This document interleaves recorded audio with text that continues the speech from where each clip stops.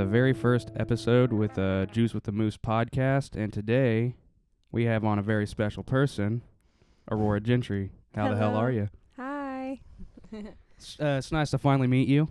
Oh yeah, we've Yeah. only been married for not even a year yet. Yeah, but how long we been together though? We've been together 9 years. 9 years, and just March 4th, not too long ago, was our 9-year anniversary together, wasn't it? Mhm. What'd we do? We went to the botanical gardens, and we also went to an aquarium to celebrate. Yeah, and, like, if anybody's in the St. Louis area, Botanical Garden is freaking awesome. You really need to go there. Basically, like, if you've ever seen that movie Biodome, they have, like, basically a giant biodome with, like, a tropical rainforest on the inside. I definitely recommend going to that. Yeah. So, I got a couple questions. Let's get this kicked off here. So, I know one thing about you is you're really into, like, the metaphysical stuff, the spirituality stuff. What got you into that? Like, you haven't always been, like, into that kind of thing. So, what really actually got you into it? Basically, metaphysical stuff, is just something that means, outside of the human sense of perception, and some people have a lot easier time picking up on stuff like that, like energy and like hidden meaning of things. So I guess I was just guided to it or called to do something like that, and I've always been interested in like the supernatural aspect of things for a really long time now. So you'd say you've always kind of felt attuned to it. Like, it's kind of like, would you say, like, you kind of felt it like calling your name or kind of calling for you, but you just didn't really know what it was, and then once you started like delving in and doing the research to it, you're like, oh yeah, this is definitely me. Yeah, I was always into that kind of stuff, but kind of in our area, it's frowned upon, so you kind of just have to get out of your comfort zone and what you've been like conditioned to do since you were a kid, and then figure out like what's true and what's not true, and what's bad and what's not bad, and then you just get into it, basically. Well, yeah, I believe that because, like, sometimes, going from your head, like, thinking things through your head is not always the right answer. Thinking about things through your heart is not always the right answer. But one thing that I've realized is if you get a feeling from your gut, it's usually the right answer. And so that's probably how you felt about it, just like a gut feeling. Yeah, I've always really had a strong sense of intuition. I've always been able to... It helps me a lot to discern things and decipher like what is and like what isn't. A lot of times I think people have a problem with picking up on things unless it's like right in front of their face. But metaphysical stuff like tarot cards and other like deep spiritual things help you see beyond the like realm, Helps you read between the lines a little bit. Yeah. Think outside the box. So yeah, that's a big one. Like, so you're really into tarot cards, right? Yeah, tarot cards, oracle cards, anything that spirit guides, ancestors, and stuff like that can help you, decipher messages for yourself or for other people. Cards are just so easy to start out with. Yeah, and I noticed one thing that was happening to me a lot is like synchronicity numbers and like angel numbers and stuff like that. Mm-hmm. Explain that a little bit to me, because that's really interesting. I'm not like rehearsed very well on things like that, but I've been seeing angel numbers and synchronicities for a really long time, and eventually once you see something enough, you start paying attention to it and you start researching it, right? Yeah. And the most common synchronicity everyone always talks about is probably 1111. You're supposed to make a wish on that and everything like that, but that's not really what it means. Well, 1111 is your life path number, right? Yeah, 11 is my life path number. Whenever you get into like self-development and a bunch of other stuff, you can figure out things about yourself, like your planets, your life path number, things like that, and it helps you figure out who you are, kind of, but you already know who you are, but whenever it's kind of like right in front of your face and helps you explain it a lot better, it's a lot easier to figure out. Yeah, it's kind of like whenever you get a new car and you're driving around a new car and then you start seeing other cars and then you're like, I'm going to do some research on this car a little bit, see what it's all about, know a little bit more. It's like, it's kind of like almost like the psychology approach too. Like whenever me and you were in college for psychology, we really knew a lot of this stuff already, but we didn't know like the term behind it or like the science behind it. Yeah, so whenever we took psychology in high school, it was just so interesting because you're learning about things you already know about, and you're learning why things are the way they are, why people think the way they think, and why they behave the way they behave. And I kind of connect that with the whole astrology thing and the metaphysical thing. It's kind of like a deeper understanding of people and who you are. Things try to get your attention and they make you see things, even if you don't want to do it. And they're just undeniable. They're synchronicities where you have to pay attention. Like, some people aren't into tarot cards, right? But then if someone offers you a reading, or you just happen to be listening to somebody that's getting a reading and it resonates with you, it's like, how do they know that? Yeah, and I feel like a lot of people are intimidated by that. Of course, because they don't understand it. Yeah, they don't understand it. They're intimidated by it. And that is going to be the first two things that's going to turn people away from that. They're not going to want to. And, like, I guess you could call it, like, beings from, like, a higher realm, or, like, whatever you want to call it. Spirits, ancestors, guides, Mother Earth, whatever. They communicate through numbers. That's how they talk to you. And signs. So sometimes you can just say outwardly, like, my sign is a blue butterfly. So sometimes whenever I need a sign from the universe, I'm like, universe, please show me a blue butterfly. And if I'm on the right path or whatever, I'll literally like randomly see a blue butterfly. And even happens in like TikTok videos and like various other things. It's just like undeniable. Yeah, like I've literally seen TikTok videos or YouTube videos where it's like, my grandma just died 2 months ago and her favorite bird was a red robin or whatever, and there's like a red robin like landing on this girl's like shoulder, and she like can't shake it off, and it's still coming back and like comes back to the same spot like every. Jim Brewer had a really interesting story. If you listen to any podcast with Jim Brewer, he talks about his father dying and all the thing and all, like basically all of his emotions that he went through with that, and he basically went on like a vacation, and well, he had this bird hanging around his house forever, and he had that joke. He had a joke about it because it was like his grandfather his dad had just died, and then this bird starts showing up, and it's annoying everybody, annoying all of his guests. And then he went on a vacation, and his brother-in-law had like stayed to watch the house, and while he was on vacation, and he had like basically had like this big like come to Jesus moment with himself, like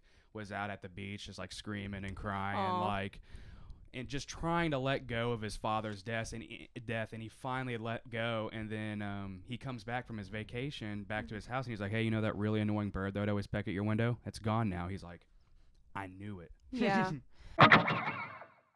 Hey everyone, we are going to take a quick break to plug and promote for Aurora. The only thing she wanted me to talk about is her TikTok channel. Here you will find her doing tarot card readings and motivational speaking. That will be at Starfreckled, @ StarFreckLed. Please go check this out. It'll be well worth your while. Thanks.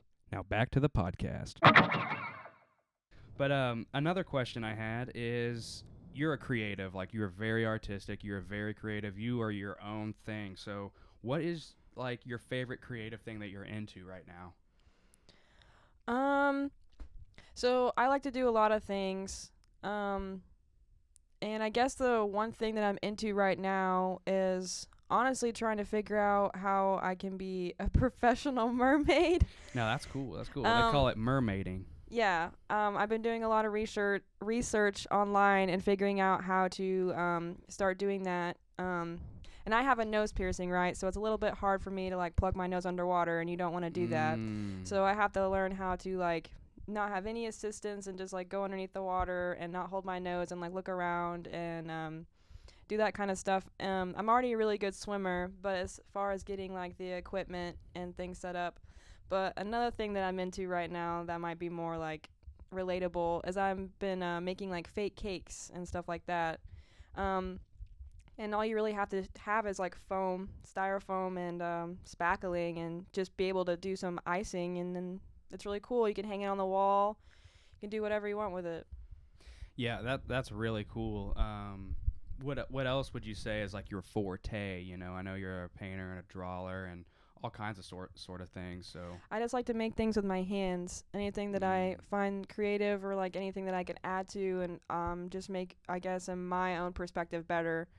Um, just make it extra. yeah, you don't do things in the traditional way. You kind of do things in the Aurora way, and that involves a lot of variety and a lot of inspiration from a lot of different things. So you're not going to do a painting like somebody else would do a painting. You're not gonna do a cake or whatever Mhm. like anybody else would do it. You got your own style that you like to do it. Yeah, I guess I do. I like to be just myself. I wouldn't say that I'm like unique or whatever. There's a lot of other people that do mermaid stuff and like decorate and everything like that, but I just want to be my most authentic self and just be appreciated for that. Yeah, I agree with you there. And one thing that I know about people is you can tell a lot about a person by what kind of music they listen to, and that kind of gives them like a deep understanding of who that person is. So, what's some of your favorite bands? What's some of the favorite music you listen to? Um my favorite band probably of all time would definitely be The Plot and You. I've always liked The Plot and You. I find that the lead singer Landon Tours is really authentic and his lyrics really I guess resonate with me. A lot of his music videos are very artistic and have deeper meaning than Yeah, just, regular music videos. And he's not afraid to really put his express put himself. express himself and put his feelings out there and stuff like that. And he's not afraid to call you out either. So I think that's really cool. And he's very talented, but it's the whole band though. But he's probably one of the best like metal ish lead singers. Yeah, and like I wouldn't even call them like metal. Like, yeah, it's very definitely metal esque, especially a lot of their older stuff. But they're one of those bands that you listen to, and especially with their music videos. Like, you ever see like those collage paintings or like those like collage posters where it's like a Pink Floyd thing and it has like all their different albums, and you can Mhm. just sit there and stare at it forever and be like, look at all these like symbols and meanings that like relate to like their albums and whatnot. But Mhm. that's kind of what I see the plot in you as is they're completely creative, they're completely themselves. And me and you actually went and saw them in Springfield not too long ago, and they put on one hell of a show. Yeah, they were really good. They sounded like just the same. And Exactly the same. I was actually really happy because I went to go see a Plot and You show before and we actually missed it and I only got to see the last two songs and they didn't come back on for an encore and I was like, Yeah, no. it's because they were opening. They were opener Mhm. bands. They can't be um I know, but that was just me hoping because I didn't get to see I them. know. But Um, it kind of turned out because then whenever we went and saw them, we were like, what, like not even 10 foot away yeah. from them, and they were right there. And it's not like they really did anything like really like special or like theatrical or anything, but just like the quality of how they sounded and how they expressed themselves on stage was just Yeah, phenomenal. he's very authentic whenever he expresses himself on stage. He's not just there for like whatever. And I want to go ahead and talk about Hotel Books for a second. Mm. Hotel Books is probably one of my old favorite bands. I still listen to them probably almost every day. Um, they're probably more spoken word Yeah, for music, sure. but it's very like raw and emotional and like filled with like just a lot of stuff. And what he says is It's real. real. And I don't like something that you can't really resonate with your soul. If it's not like deep and meaningful and like you really feel it inside of you, I don't really Yeah, care about like it. music with me, like it's got to make me move.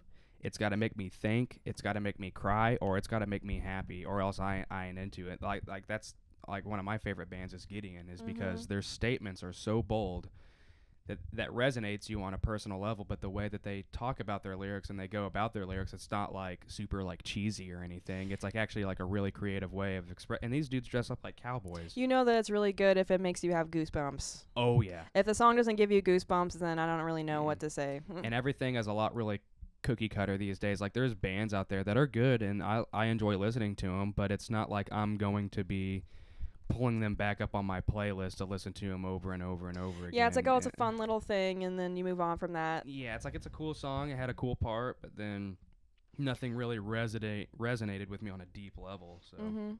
I know you like a lot of like slowed down and reverb stuff too. Yeah.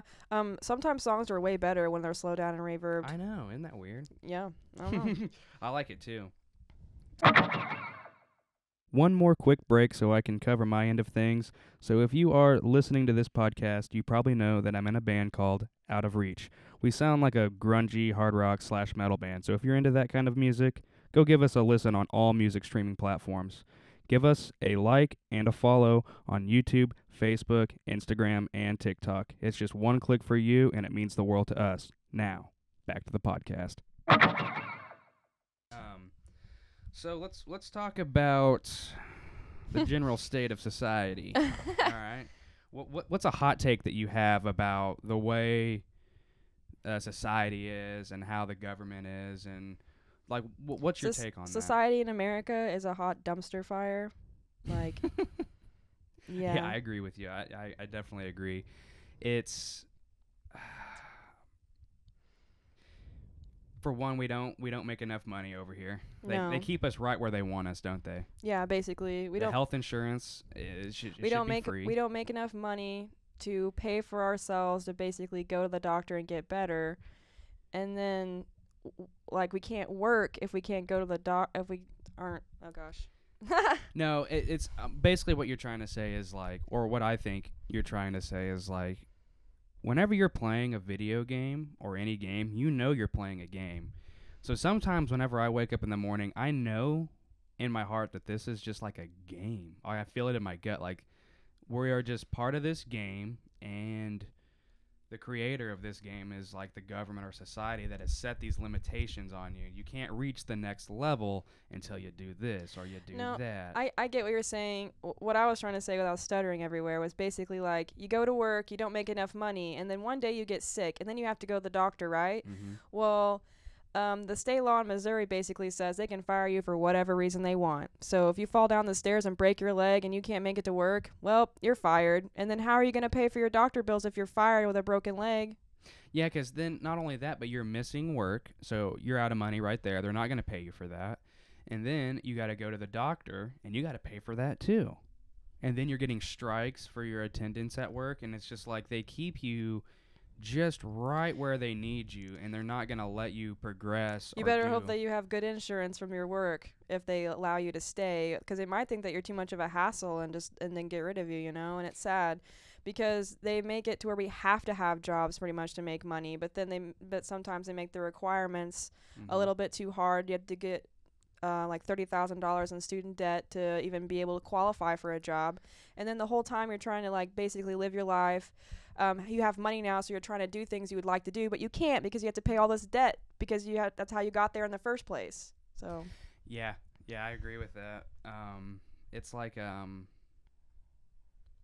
trying to find something like an analogy to compare it to, but it's just everything they teach you and tell you in school is a lie. Yeah, pretty much. All right, well, this kind of transitions perfectly into my last question here. If you could go back in time and change something, would you? And if you would, what would you change? And also keep in mind, like, I'm not gonna really, like, in this question, like, don't worry about the butterfly effect. Like, let's pretend for a second that the butterfly effect doesn't matter, and if you could change something, you could change it without repercussions of literally, like. Oh, well, I was just going to say, basically, I wouldn't want to change anything because that's how I am the way that I am now. And everything that I've gone through has made me who I am today and basically made me, I think, a better person. You have to go through a lot of trials and tribulations for you to be a well-rounded person. And if I didn't learn the lessons that I've already learned the way that I have learned them, then that means I would have to learn them a different way, and maybe it would be worse. Yeah. So I don't want to do that. You see a lot of like spoiled kids nowadays learning lessons that they should have learned whenever they were 12 in their 20s. That's right, and it's embarrassing. It is. It's cringy. But if I could change anything, what I would do is I would try to be more independent. I would definitely try to be more independent, and I would really try to push to do like after school activities, or like be on like a swimming team, volleyball team, or like maybe more in theater. I would have loved to try to learn how to sew really well. Do stuff that just be more self-efficient. Yeah. I want to make my own clothes. like in the theater, whenever I did take theater class, I was one of the people that would make props and stuff like that. Let's see, I would like to take shop, so I would learn how to use basic tools that's not too scary, because if you don't get used to them whenever you're younger and you learn how to use like a circular saw and all that kind of stuff, it's very intimidating whenever you get older. And you sometimes you see things and you can make them yourself, and I don't want to pay somebody like. Yeah, so you for one, you want to do things that make you happy, but also you want to be completely independent and self-efficient, so you don't have to rely on like, oh, I gotta pay somebody to do this thing for me or whatever. Whenever you can just do it yourself. Well, I'm a visionary, so whenever you envision things or you see things, you want to be able to create that. And if you have to rely on somebody else to bring your vision to life, I don't like that. No. Yeah. And that's the thing that like I envy about like actual, I wouldn't say artists, but because music is art too. But whenever you're in a band, you almost have to rely on other people's visions too, and those visions can collide with your vision. Where if you are completely artistically independent, you do whatever you want to do, how you want to do it, and you don't care what other people think. And that is one thing that I envy about you. Well, I would like to not care what other people think, but I do have like social anxiety to a certain point. And whenever you're different, people are gonna look at you. They're gonna like think that you're kind of weird. So no matter what you do, you're just gonna draw slight attention to you. But I don't necessarily want that. I'm just being myself. Yeah.